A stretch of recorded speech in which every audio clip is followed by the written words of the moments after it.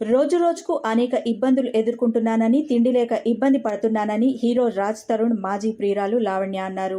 మాల్వి మల్హోత్రా చెప్తేనే రాజ్ నాకు డబ్బులు వేస్తున్నాడని చెప్పారు.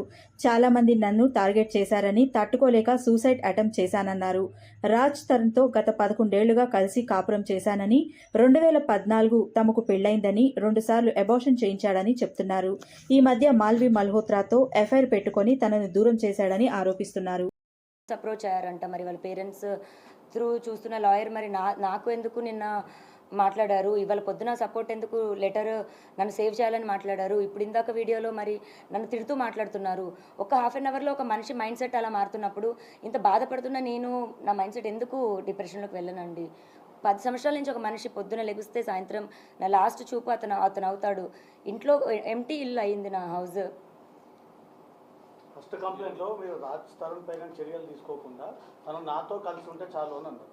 సెకండ్ కంప్లైంట్లో తను నన్ను ఇల్లీగల్గా ఇట్లా వాడుకుని వదిలేశాడు అంటున్నారు. ఇప్పుడు కూడా మీరు రాజ్ తరుణ్తో కలిసి ఉండాలని అంటున్నారు, మళ్ళీ పోలీస్ కేసులు పెడతా ఉన్నారు. కలిసి ఉండాలని పోలీస్ కేసు పెట్టడం కాదండి. పోలీస్ కేసు ఫస్ట్ నేను మాల్వి మల్హోత్రాని వాళ్ళ తమ్ముడి పైన పెట్టాను. నన్ను బెదిరించారు. అది కూడా ఇంకా కంప్లైంట్ ఒక్కసారికి రాలేదండి. ఇప్పుడు వాళ్ళు ఉన్న 6 మంత్స్ అంటే నాకు విషయం తెలిసిన 6 నెలల తర్వాత ఇంకా నేను భరించలేక బయటికి రావడం జరిగింది.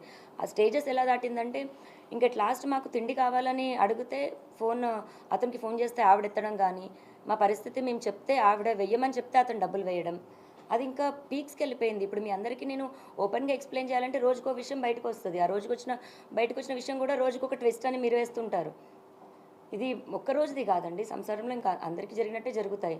అండ్ ఆ మనిషి కావాలి అని అడిగాను నేను, అంతే. ఇప్పుడు పలానా రాజ్ తరుణ్ పైన కంప్లైంట్ పెట్టాలనలేదు, మాల్వి మల్హోత్రా పైన వాళ్ళ తమ్ముడి పైన పెట్టాను. వాళ్ళిద్దరితో నీకేం సంబంధం అన్న దగ్గర అఫ్కోర్స్ రాజ్ పేరు చెప్పాలి. అలా అక్కడ రాజ్ తరుణ్ పేరు అనేది వచ్చింది, కానీ రాజ్ తరుణ్ పైన కంప్లైంట్ పెట్టాలని నేను అనుకోలేదు. అది ఫస్ట్ కంప్లైంట్ పెట్టినప్పుడు అది రాసిచ్చాను. ఆ రాసిచ్చిన దాంట్లోని మాల్వి మల్హోత్రా చార్ట్ చూపించి రాసిచ్చాను నేను. అలాగే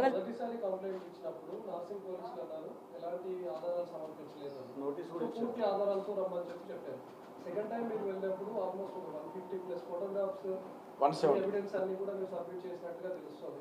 ఇప్పుడు నార్సింగ్ పోలీసులు ఏ విధంగా వ్యవహరిస్తున్నారు? రాజ్ తరుణ్ని కాంటాక్ట్ అవుతున్నామని ఏమైనా చెప్తున్నారా? రాజ్ తరుణ్ పైన కేసెస్ పెట్టామని ఏమైనా చెప్తున్నారా? రాజ్ తరుణ్ని అందులో తీసుకుంటామని అసలు నార్సింగ్ పోలీసులు ఏం చెప్తున్నారు? నేను ఫస్ట్ కంప్లైంట్ పెట్టినప్పటికీ ఈవినింగ్ 7-8 అయిపోయిందండి. సో నాకు రిసిప్ట్ ఇవ్వడం కానీ అవేమీ జరగలేదు. అఫీషియల్గా నేను రిసిప్ట్ కలెక్ట్ చేసుకున్నాక పోనీ ఎఫ్ఐఆర్ అన్నది దానికో ఎవిడెన్స్లు అన్నది ఇస్తాము. రెండో రోజుకి తెల్లారుజాము నుంచి మీడియాలో ఎలా వచ్చిందో మీ అందరికీ తెలుసు. ఆ డే నాకు బయటికి రావడానికి అంతా కూడా నేను ప్రిపేర్డ్ లేను. ఫస్ట్ నేను మీడియా ముందుకి అంత ప్రెస్ మీట్, ఇప్పుడు ఇంత ప్రెస్ మీట్ వచ్చినప్పుడు కూడా నేను ఎలా వణికాను అన్నది మీ అందరికీ తెలుసు. నేను కెమెరాస్కి అంత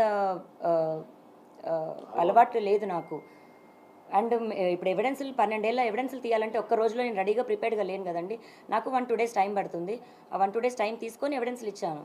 మీరు అడ్వకేట్ రాజేష్తో చాలాసార్లు కాల్ చేశారు, ఆయన ఫోన్ లిఫ్ట్ చేయలేదు. 20 నిమిషాల పాటు సుదీర్ఘంగా కేసు గురించి చర్చించాలని అంటున్నారు. చాలాసార్లు కాల్ చేయడం ఏం జరగలేదండి, ఒక్కటే కాల్ జరిగింది.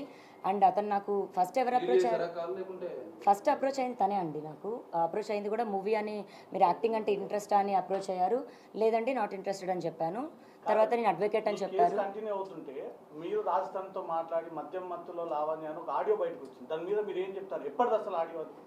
ఇప్పుడు మళ్ళీ నా పోరాటం ఒకటవుతుంటే ఈ ఒకదానిపైన ఒకటి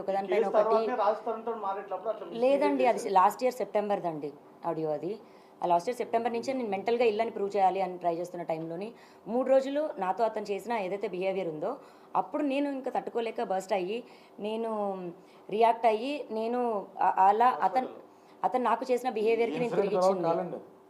ఈ బొల్ల పగిలిన ఇన్సిడెంట్ తర్వాత కాలేదు.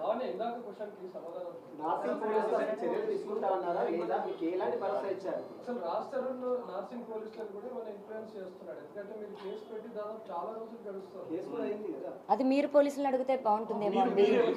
నేను అడిగాను, వాళ్ళతో టచ్లో ఉన్నాను. స్టేట్మెంట్ అన్నది ఇవాళ కూడా మేము ఇవ్వాల్సి ఉంది. 3 o'clock స్టేట్మెంట్ కూడా రికార్డ్ చేస్తున్నారండి. సోమవారానికి అతని మీద ఏం చర్యలు తీసుకున్నారనేటువంటిది, లేదా అతను యాంటిసిపేటరీకి కానీ క్వాషిక్ కానీ వెళ్తున్నాడు అనేటువంటి వివరాలు ఈ లోపల వాళ్ళు ఒక టీంని కాన్స్టిట్యూట్ చేస్తా అన్నారు.